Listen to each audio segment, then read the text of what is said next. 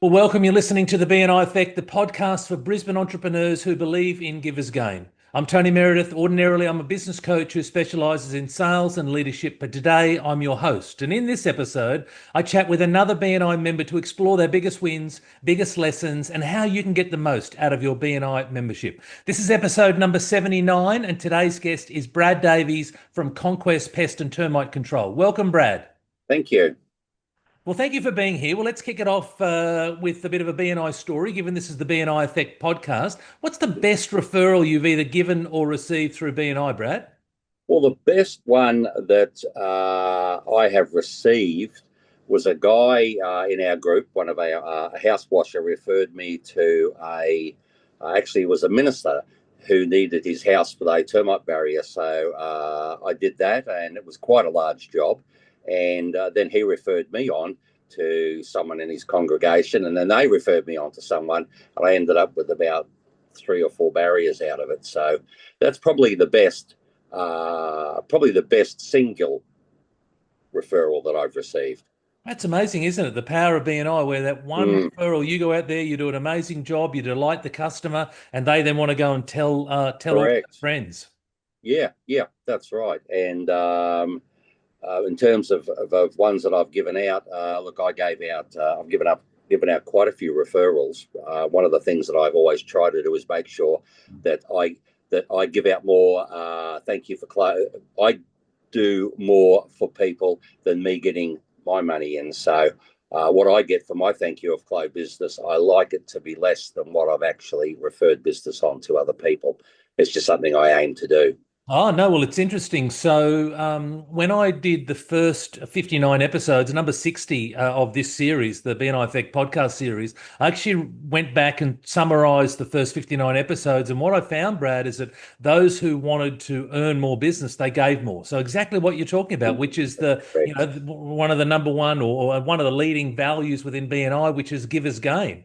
And it's about, hey, if you want to generate more revenue, go and give more to the chapter, give more to others, and the universe has an uncanny way of rewarding you accordingly. Oh yeah, absolutely. I mean, I don't give to gain, but the end result of giving is that I gain. If you understand, I don't treat it like a poker machine. I actually just turn around and say, well, if I do the right thing, things will come back my way. But the main objective of my giving is actually the giving. Correct, which is the giving without expectation. You're That's exactly right, correct. Brad. It's Yeah. about give without expectation. Give because you're a great human, because you want to help someone else out, because you can see an opportunity for them. But yeah, as you said, the universe does come back. It's a universal law, the law of reciprocity. Correct. When did you first discover BNI, Brad? Well, I'd heard about BNI. I was actually in another business networking group, so I knew that it was floating around. But I had heard negative reports. It's a cult, all of these sorts of things. If you don't give your so many referrals, and if you don't bring in visitors and all of that, they'll kick you out of the group and all of this sort of stuff. So that was what I'd heard about BNI. So yeah, that was my initial introduction, just through listening probably to rumors more than anything, of what you hear in business circles. I'd never actually met anybody from BNI. I'd only heard these things that, hey, this is a cult and all of this sort of stuff. So um, going on from there, I found that I was in a referral group and I was in a chamber of commerce, and I just found them a waste of time, to be really honest. Um, a lot of groups, before I came to BNI, a lot of groups do what I call circling the wagons. So they just go round and round and round, and sometimes it's the same people doing the same referrals, not referring to anyone else, not looking outside the box, all of that sort of thing. So yeah, when the opportunity came up, I thought, yes, okay, I'll take this. I want to unpack a few things. So, firstly, when did you first discover BNI, Brad? Well, I'd only heard those stories, about BNI, and then I was actually approached because we were starting our chapter here, and I was approached by a real estate agent, Diana, who was actually was still in the group, and she said, "Look, I'm starting up a chapter in BNI," and she spoke to me and said, "Look, she said to me, I've stalked you. I've looked at your Google reviews. I've looked at this. I've looked at that. All these other things.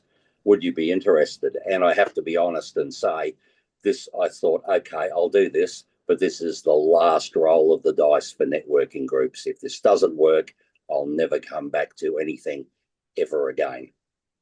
What was it about the way in which she asked you? Because what you described a moment ago being, cult-like, etc. I mean, I'm surprised that you would have even went at all.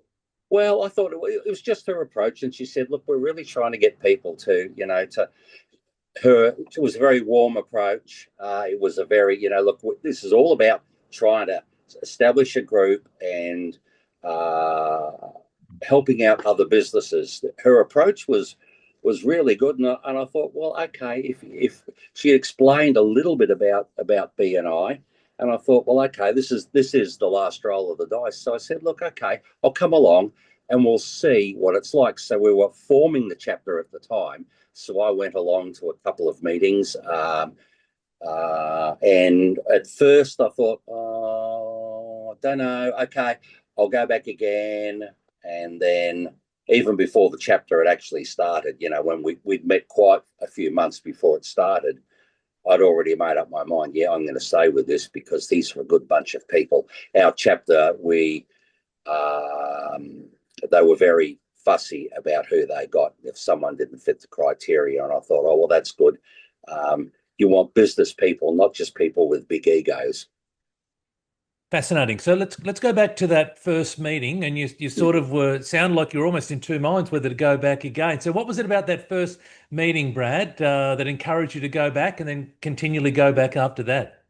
Well, they explained the BNI system, and I thought, oh, well, that's interesting because I'd never heard of the system of how things are set up, and I think Sharon McGrory was there, and she said, look, she said, BNI is not for everybody. She said that, but at least I thought, well, they're being honest. It's not for everybody. I liked the people that they had in the room and people that were looking at joining, and there was just a feel about it that was just a little bit different. You could just tell it's the vibe, it's the Marbo. It was the yeah, okay, right. I'll go back on this. I'll go back for another meeting, and I'll see. And plus, we were. I think I caught up with a couple of people for a cup of coffee and things like that, and we talked about a few things. I thought, yeah, okay, yeah, fair enough. I'll stick with it, and I have. And so how long ago was that, Brad?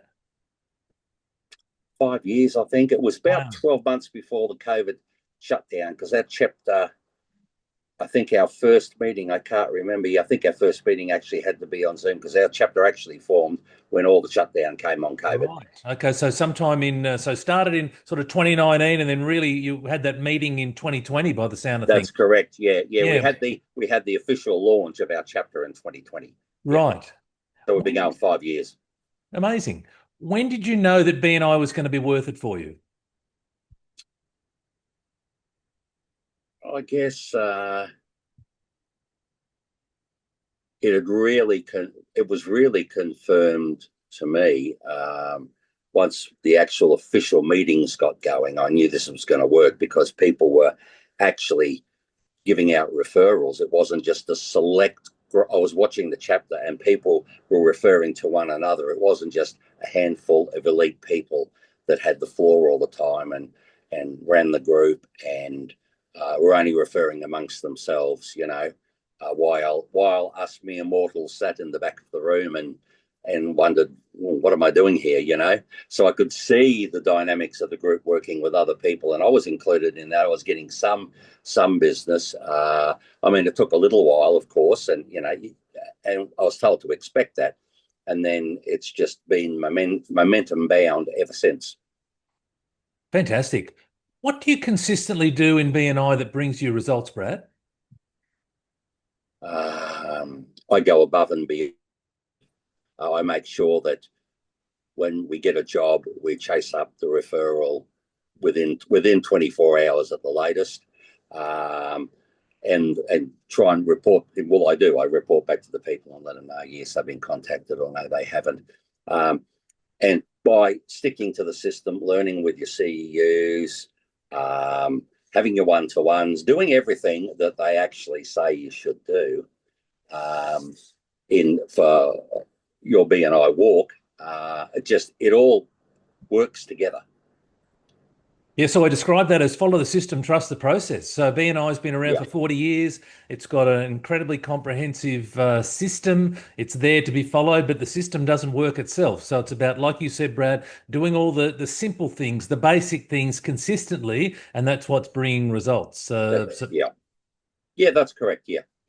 What mistake do you see members make that holds them back from achieving success in BNI? Probably non-participation. When I say that, it's things like not contributing. And by not contributing, people just obviously that they're not giving, they're not gaining, So that's, I think, is the biggest thing by far. But I mean, with the process that we have in BNI too, we've generally weeded out people that want to join a chapter that we know aren't going to participate, when you're interviewing them and stuff like that. You get an idea, and we've had some positions that have been open and we've just said, no, we're not just going to fill it for the sake of filling it. We want quality people. And I think all chapters have I reckon all chapters would have at some point put a person in to fill a category and then found out it's been a bit of a disaster. We've got a really robust, we use the BNI system and we're really robust with checking out who can join. We don't think we're elite above anybody, but we don't want people that aren't going to play the BNI system.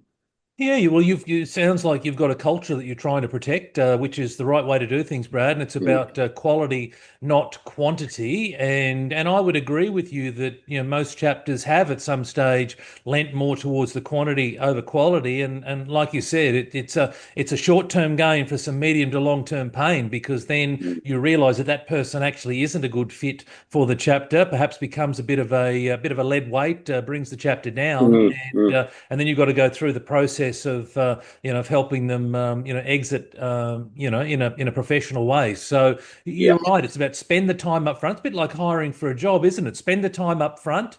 Making sure that you're doing all your due diligence and you're only allowing in people into your business, or in this case into BNI, that that will add value. Correct. That's a good way of summing it up. Well, there you go. Thank you, Brad. Now let's talk about your business. So can you give us a brief overview of you, your business, and the main services that you provide? Okay, yeah.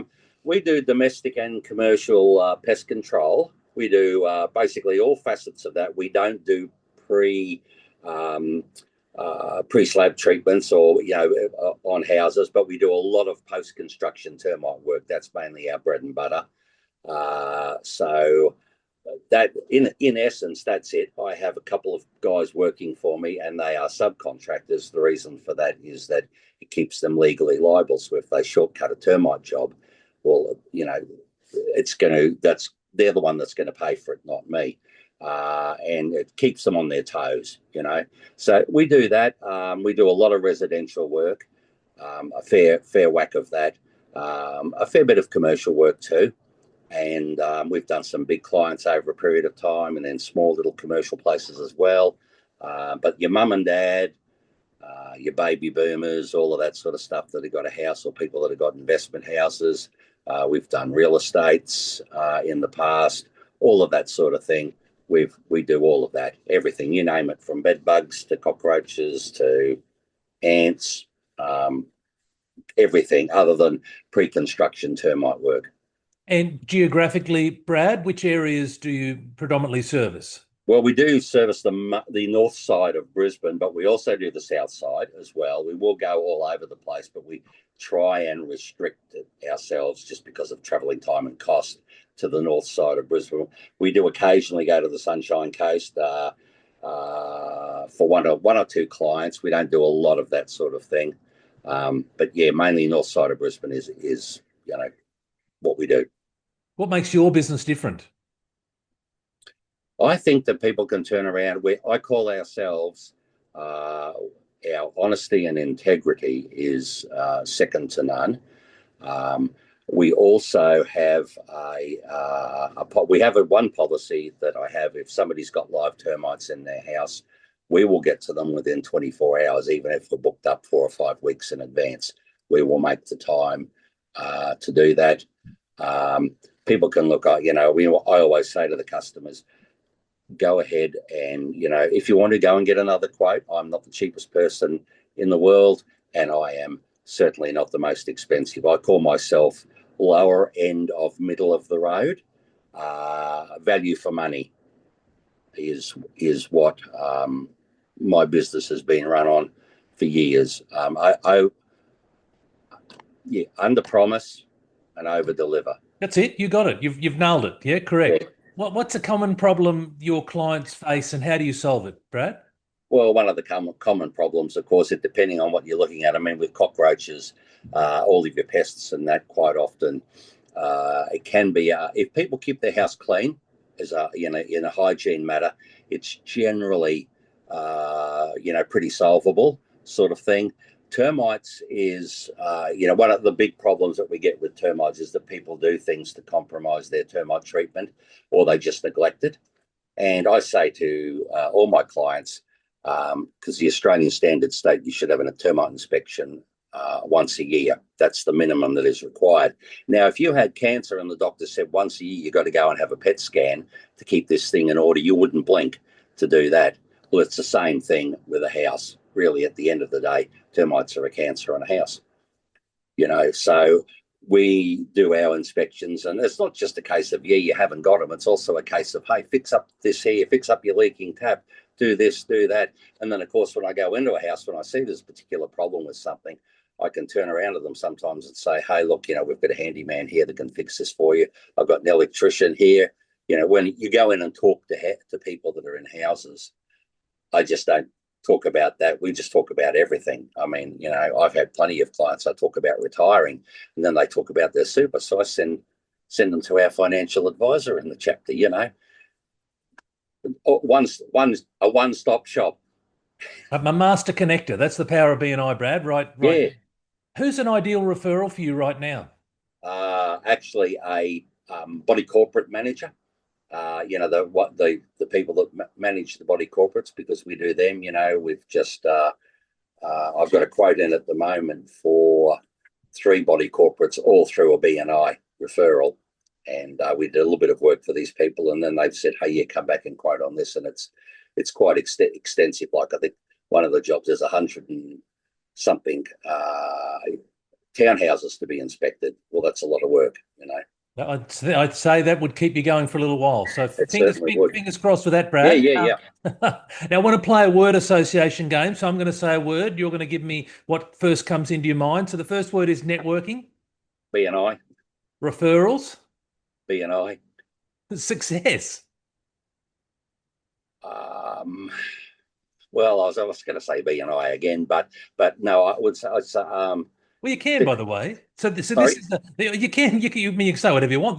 But this is a BNI podcast. So if you want to say BNI again, you can.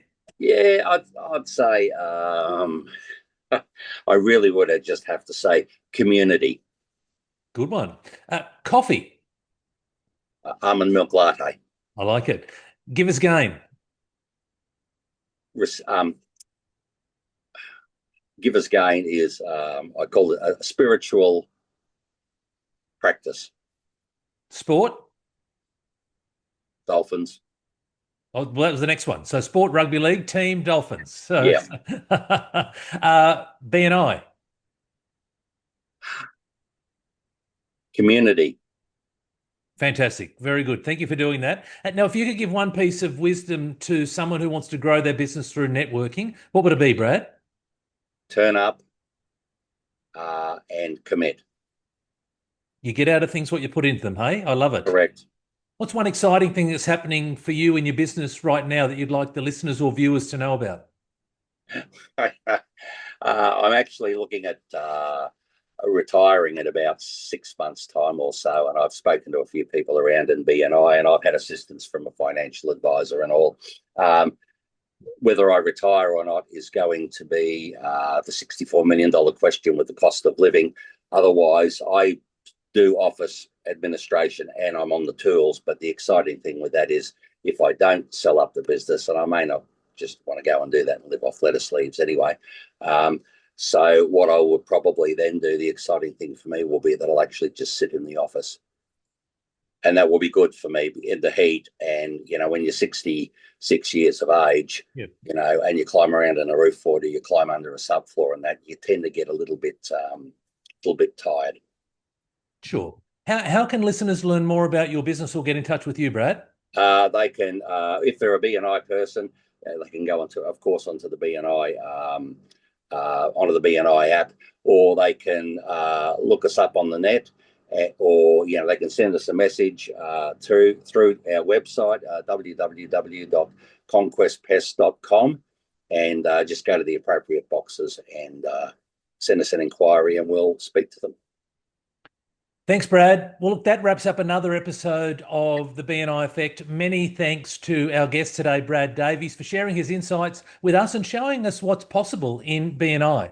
If you're a BNI member, perhaps you want to take one of Brad's ideas and use it this week. Alternatively, if you are a visitor to BNI, I hope you've seen how powerful this community really can be and it can help you grow your business. Subscribe to hear more real stories from BNI members at the BNI Effect, and it's on podcast and also on YouTube. Until next time, give more, trust more, grow more.